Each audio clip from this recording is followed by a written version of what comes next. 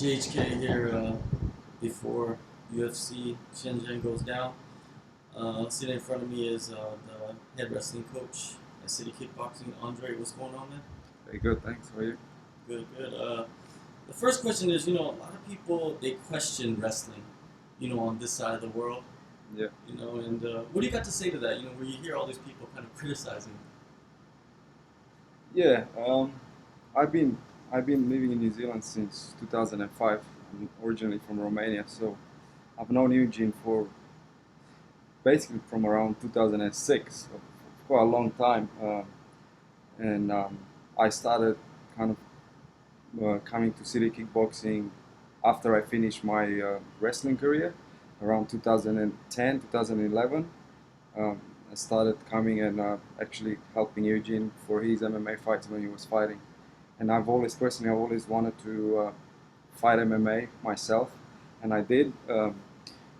And yeah, I always, I fell in love with MMA in general when I first saw it a long time ago. So I ended up at City Kickboxing a few years ago, and we knew that um, our striking in that part of the world, they've had a system, a proper system for a long time, and they had amazing results in that aspect, and we knew that wrestling is a gap that we need to fill in long term. So yeah, we focus a lot, just as much as we do, striking. We focus even more in wrestling and grappling. So which shows now that all these guys are successful and they can keep up with the competition from USA and all around the world. At City Kickboxing, you've got a lot of good guys, and probably the biggest name is Izzy, right? Yeah. Now, a lot of people say, yeah, his striking is great, right? But they kind of question his wrestling. How good is his wrestling? Yeah, well, he he's not an overnight success.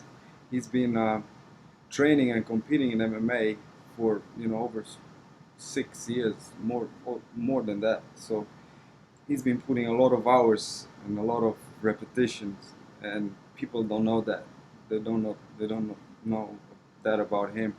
So he, we have like Eugene was saying, just like we have a system for striking. It's the same thing with wrestling. I feel like uh, you need a proper system, and if you have that system, you can overcome anything. And that's what's been working with obviously the guys from City Kickboxing. Most of them are strikers like Israel, and we we had to find, personally, even for myself, I had to um, focus a lot on, like everyone has the same game plan with these guys, take them down, especially with Israel. And so he's he's now pretty good at you know takedown defense and escaping off the cage, and we have a great system doing that. So yeah, Does his physical attributes, being so long, does that give him an advantage for like defensive wrestling? I think he's what makes him better at defending stuff is the distance that he keeps when he fights, and he just learned he learned how to use his body uh, against everyone else. So he's, as I say, he's done this for a long time, and some things that work with him won't work with everyone else. But just years of practice, really, he has developed this strength to in wrestling. Yeah. Who do you think is the best wrestler at City Kickboxing? uh, I don't know myself. I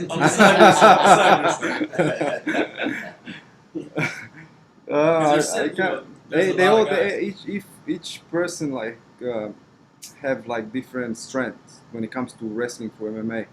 Some guys are we got guys like John Vaki and BJ Bland. They good pressure wrestlers, and then you've got Dan, who is he's great He's got a good clinch, and each kind of fighter is good at something when it comes to wrestling. So I can't really give an overall name.